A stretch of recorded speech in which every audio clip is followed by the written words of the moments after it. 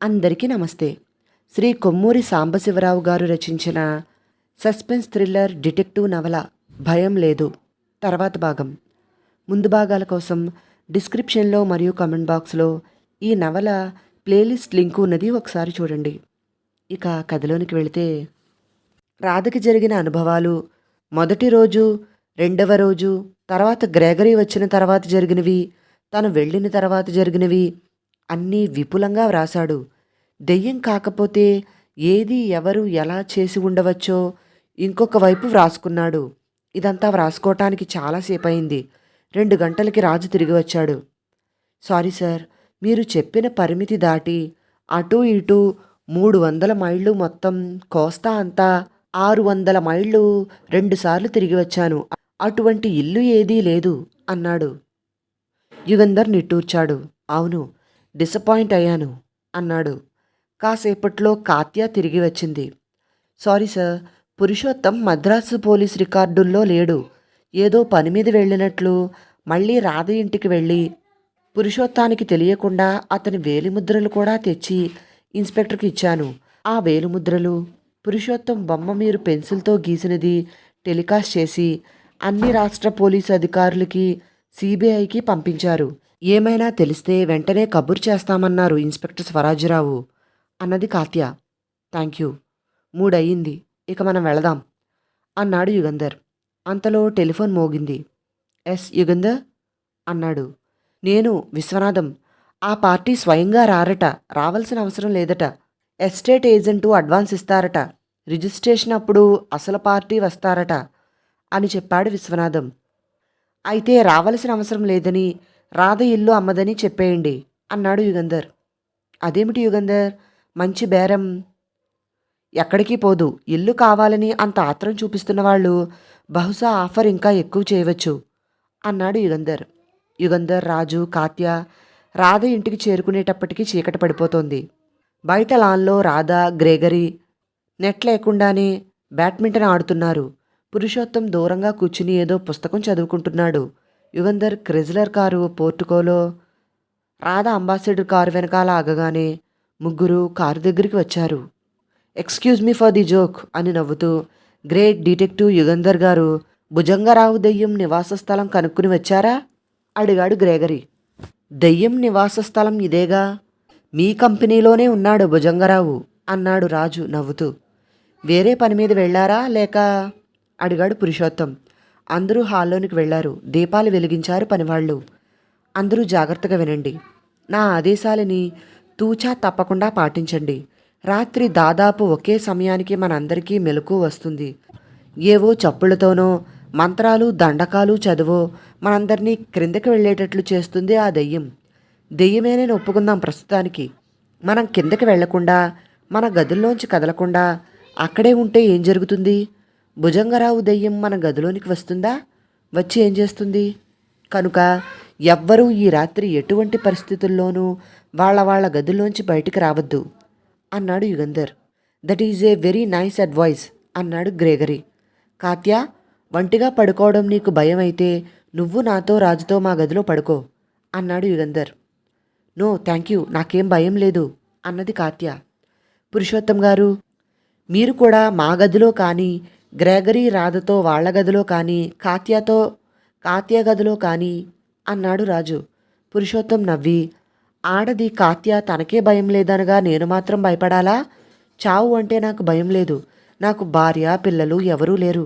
నేను చచ్చినా కళ్ళనీళ్లు కార్చేవాళ్ళు అంటున్నాడు పురుషోత్తం. మావయ్య, అదే మాట అన్నది రాధ.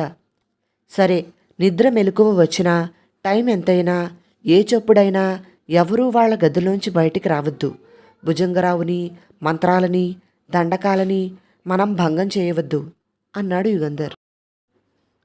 భోజనాలు అయ్యాక అందరూ వాళ్ళ గదుల్లోనికి వెళ్లారు. యుగంధర్, రాజులు పిస్తోళ్లలో గుళ్ళు నింపుకున్నారు. భోజనాలు చేసి వాళ్ళ గదుల్లోనికి వెళ్ళిన అరగంటలోపునే అందరూ గాఢ నిద్రలోనికి వెళ్ళిపోయారు. ఎవరో తట్టి లేపినట్లయింది యుగంధర్కి. కళ్ళు తెరిచాడు. చీకట్లోనే తన మంచానికి కాస్త దూరంలో ఒక ఆకారం కనిపించింది. నీడలా నల్లగా ఉంది. పట్టుకునేందుకు చెయ్యి చాపాడు. లేవబోయాడు, కానీ చేతులు కదలటం లేదు. ఒక రకమైన పక్షవాతం లాంటిది వచ్చేసినట్లయింది. కట్టేసి ఉన్నాయా? లేదు, కట్టి లేవు. కానీ కాళ్ళు చేతులు మొద్దుబారి చలనం లేకుండా అయిపోయాయి. రాజు, కేకేశాడు యుగంధర్. Yes sir. గదిలోనికి ఎవరో వచ్చారు.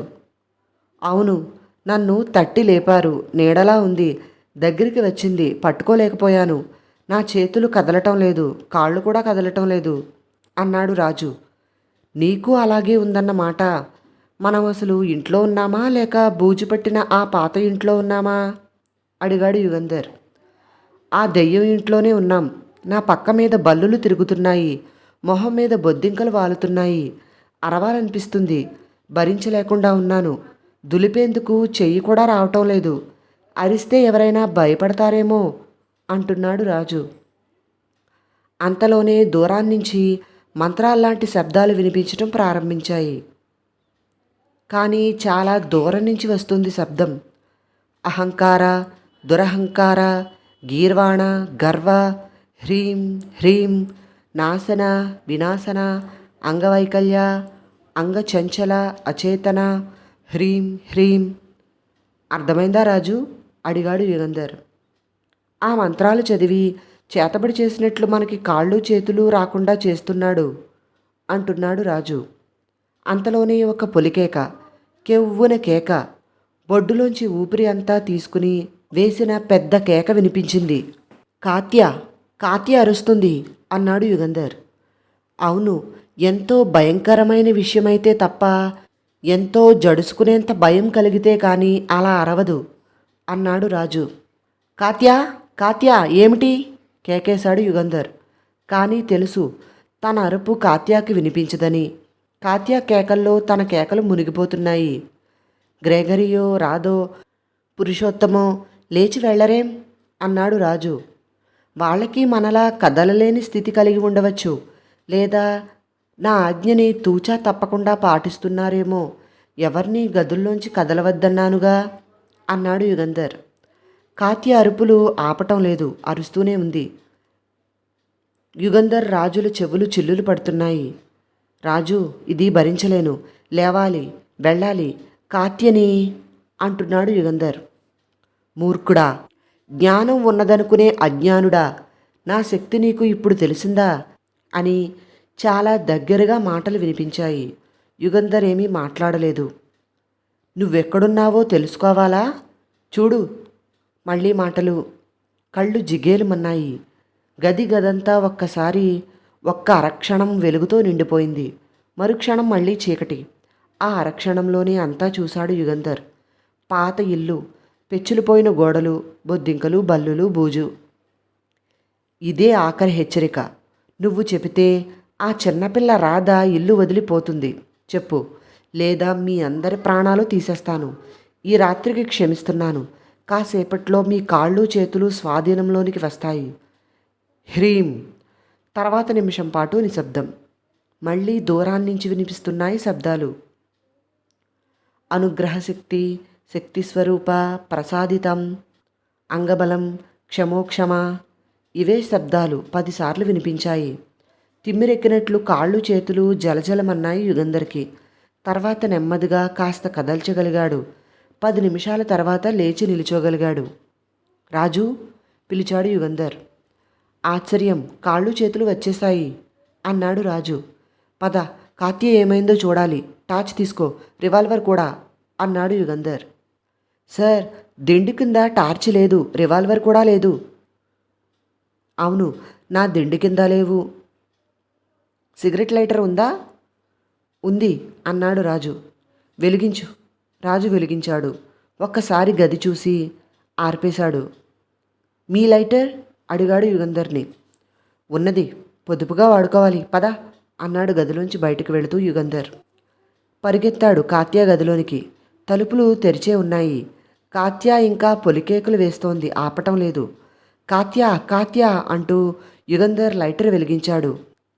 ఆ సిగరెట్ లైటర్ వెలుగు ఆటే లేదు.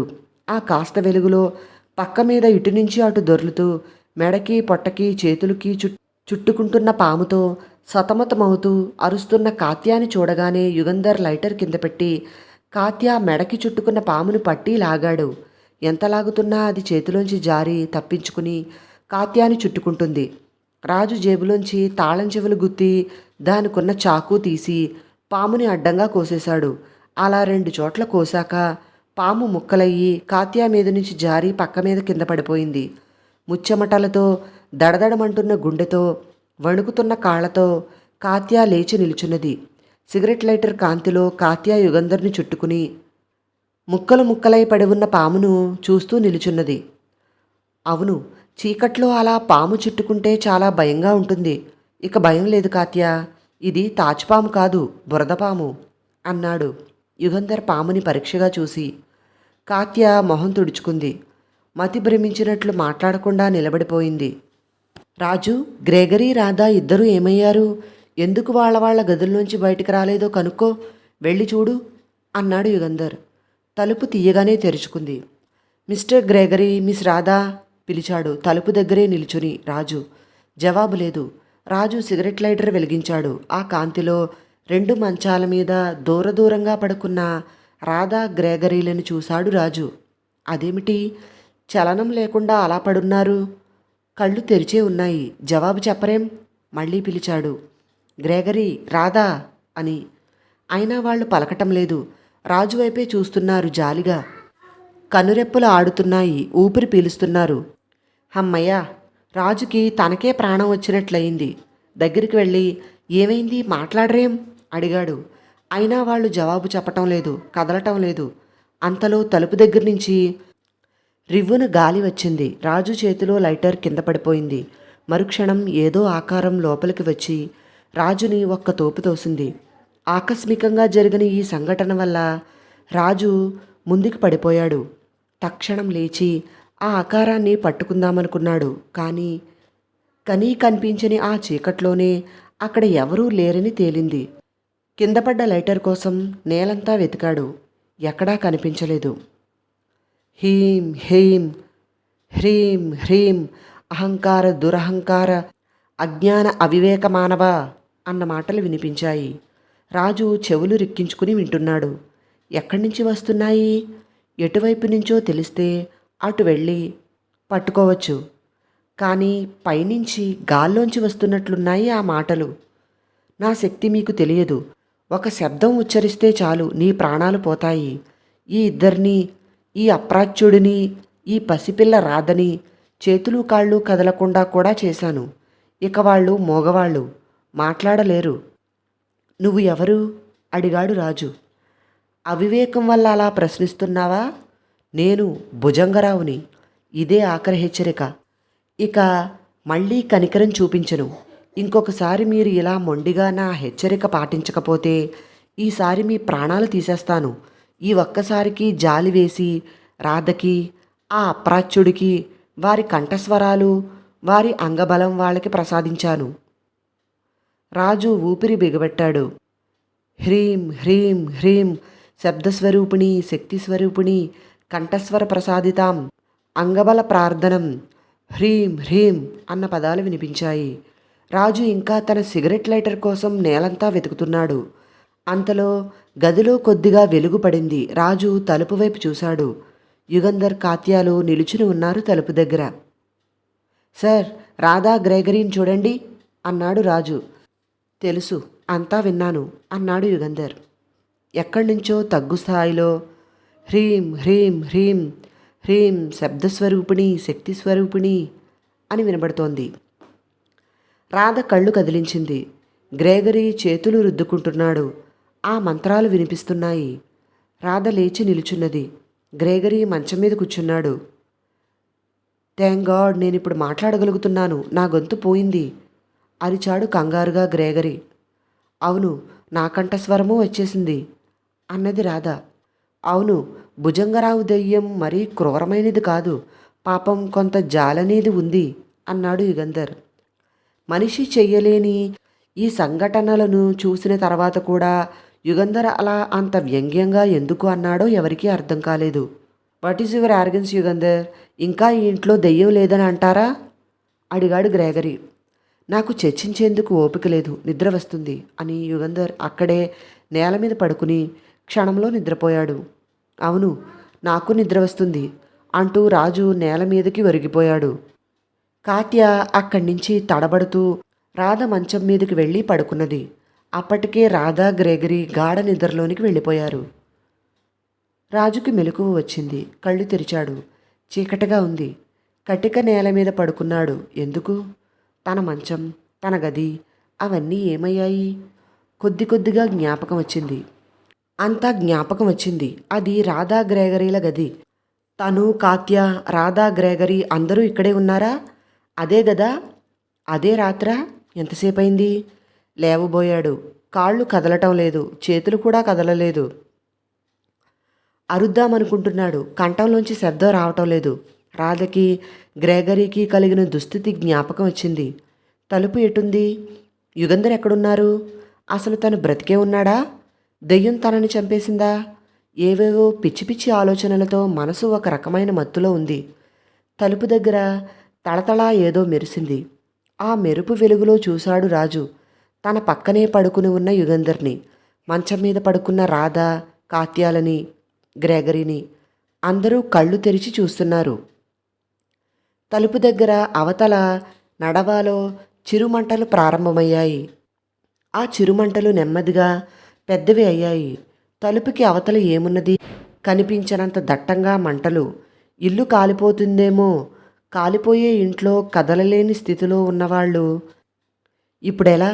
తామందరూ కాలిపోతారేమో. రాజు యుగంధర్ని దీనంగా చూశాడు. యుగంధర్ ఆ మంటలిని పరీక్షగా చూస్తున్నాడు. యుగంధర్ చూపులో భయం గాని దైన్యం గాని లేవు. రాధా, గ్రెగరీ, కాత్య మొహాల్లో రక్తపు చుక్కలేదు. మంటల్లోంచి నెమ్మదిగా పైపైకి లేచింది ఒక పుర్రె. మంటలు అప్పుడప్పుడు ఆ పుర్రెని కాస్త కప్పేస్తున్నాయి. ఆలోచించుకోండి, బాగా ఆలోచించుకోండి. ఈ ఇల్లు వదిలి వెళ్ళిపోతారా? ఈ ఇంట్లోనే చస్తారా? అడిగింది పుర్రె. జవాబు చెప్పటానికి ఎవ్వరికీ కంఠస్వరం లేదు. భయంతో ఆ పుర్రెనే చూస్తున్నారు. నాకు తెలుసు మీరు జవాబులు చెప్పలేరు అని. మీకు మాటలు లేకుండా, కదలిక లేకుండా చేశాను మళ్ళీ. నా శక్తి మీకు పూర్తిగా అర్థం కావాలని. మంటలు తగ్గిపోతున్నాయి. పొగ అలుముకుంటోంది. పొగలోంచి కనీ కనిపించకుండా భుజంగరావు రూపం కనిపిస్తుంది. అజ్ఞానులైన మీకు వివేకం కలుగుతుందా? చూస్తాను అని మళ్ళీ పొగలోనికి మాయమైపోయాడు భుజంగరావు. ఆ పొగ గదంతా చుట్టుకుంది. కళ్ళు మండుతున్నాయి అందరికీ. కళ్ళు మూసుకున్నారు. కళ్ళు మూసుకున్న వాళ్ళు మళ్ళీ తెరవలేదు. అందరూ అలా నిద్రలోనికి వెళ్ళిపోయారు.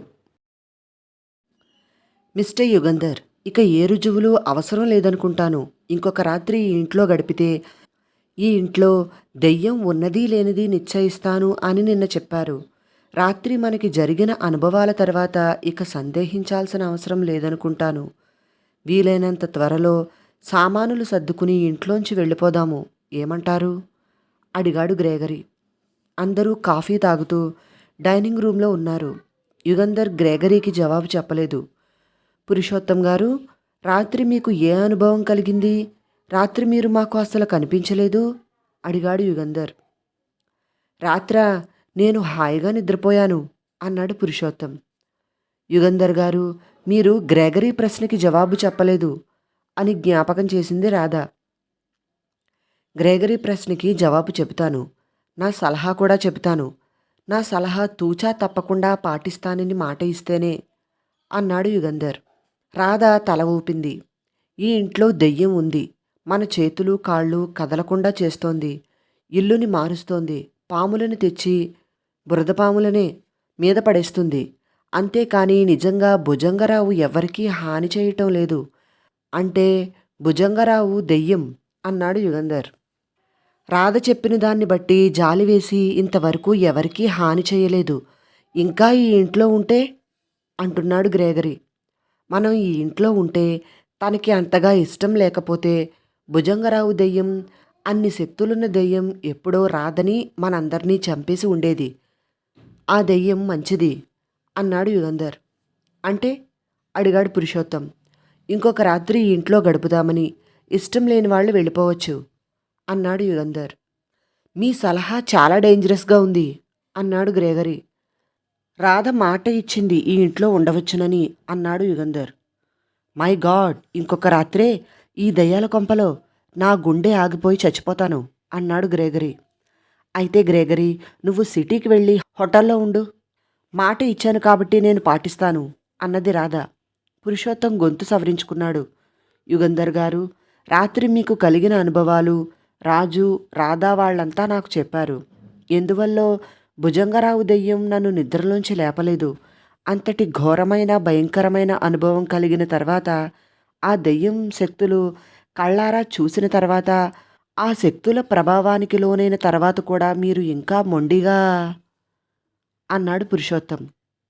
పురుషోత్తం గారు, ఈ ఇంట్లో భుజంగరావు దెయ్యం ఉన్నదని నాకు పూర్తిగా నమ్మకం కలిగింది. ఈ ఇంటిని అమ్మేయమని రాధకి సలహా ఇస్తున్నాను. నా సలహా రాధ పాటిస్తుంది. ఎటొచ్చి అసలు దెయ్యాలు మనుషులు దెయ్యాలై ఎలా తిరుగుతారు? ఈ విషయంలో నాకు ఇంకా కొంత రీసెర్చ్ చేయాలని ఉంది. అందువల్లే అన్నాడు యుగంధర్. మీ రీసెర్చ్ కోసం మా అందరి ప్రాణాలని అన్నాడు పురుషోత్తం. భుజంగరావు దెయ్యం దుష్టదెయ్యం కాదు. మనకి తాత్కాలికంగా హాని కలిగించి భయపెడుతున్నదే కానీ నిజంగా ఎవరికీ హాని చెయ్యదు. ఆ భుజంగరావు దెయ్యం నా మాటలు ఇక్కడెక్కడో ఉండి వింటూనే ఉంటుందని నాకు తెలుసు. ఇల్లు వదిలి వెళ్ళమని రాధకి నేను సలహా ఇస్తున్నానని భుజంగరావు దెయ్యానికి తెలుస్తుంది.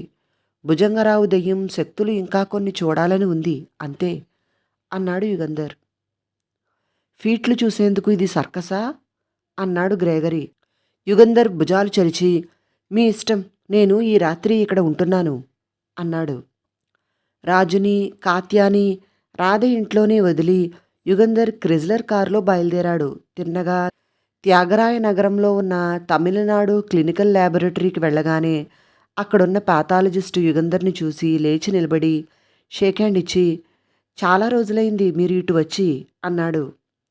మిస్టర్ రామ్మూర్తి, నేను చాలా అవసరంగా వెళ్ళిపోవాలి. నాకు మీ వల్ల ఒక సహాయం కావాలి అన్నాడు యుగంధర్. చెప్పండి అన్నాడు రామ్మూర్తి. నా వెయిన్లోంచి రక్తం తీయండి, కొన్ని పరిశోధనలు చేయండి అన్నాడు యుగంధర్. వెంటనే పాథాలజిస్ట్ యుగంధర్ చేతికి రబ్బరు చుట్టి అరచేయి ముయ్యమని, రక్తనాళం ఉబ్బగానే సూది ఎక్కించి రక్తం తీశాడు. ఈ రక్తం మీరు తీసుకెళ్తారా లేక అడుగుతున్నాడు పాథాలజిస్ట్ రామ్మూర్తి. మీకు తీరిక ఉంటే కొన్ని బయోకెమికల్ టెస్టులు చేయాలి, తీరిక లేకపోతే నేను చేసుకుంటాను అన్నాడు యుగంధర్. మీరు పని చెప్పితే తీరిక లేకపోవటమేమిటి, చెప్పండి, ఏమేం టెస్టులు కావాలి అడిగాడు రామ్మూర్తి. రక్తంలో బ్రమైడ్ ఎంత ఉన్నది, అది ఒక పరీక్ష. రెండవది కొంచెం దీర్ఘమైనది, శ్రమతో కూడుకున్నది అన్నాడు యుగంధర్. చెప్పండి నవ్వాడు రామ్మూర్తి. కార్డిజాన్ గ్రూప్కి చెందిన మందుల చిహ్నాలు ఏమైనా ఉన్నాయా? ఉంటే ఏమాత్రం ఉంది?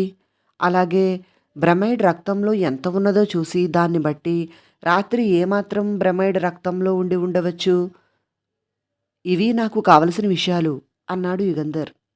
కొంత వ్యవధి కావాలి, మీరు చెప్పినట్లు దీర్ఘమైన పరిశోధనే అన్నాడు రామ్మూర్తి. సరే, ఎప్పటికి రిజల్ట్ చెప్పగలరు అడిగాడు యుగంధర్. 3 గంటలకి నేనే ఫోన్ చేసి చెప్తాను మీకు. థ్యాంక్స్ అని యుగంధర్ అక్కడి నుంచి బయలుదేరాడు. తిన్నగా తన కన్సల్టింగ్ రూమ్కి వెళ్ళి హెరార్ వార్లీ రాసిన ప్రాక్టికల్ క్లినికల్ బయోకెమిస్ట్ పుస్తకం చదువుతూ కూర్చున్నాడు. గడియారం ముళ్ళు కదిలిపోతున్నాయి. టైం ఎంత అవుతున్నదో కూడా యుగంధర్ గమనించే స్థితిలో లేడు. అంత ఏకాగ్రతతో చదువుతున్నాడు. టెలిఫోన్ మోగింది. యుగంధర్ హియర్. Yes inspector. స్వరాజ్యరావా? అలాగా, నాకు అనుమానం ఉండబట్టే. Thank you. ఓఎస్, తప్పకుండా మీకు చెబుతాను, ప్రామిస్. రిసీవర్ పెట్టేశాడు. మళ్ళీ పుస్తకం తెరిచాడు. మళ్ళీ టెలిఫోన్ మోగింది. యుగంధర్ స్పీకింగ్.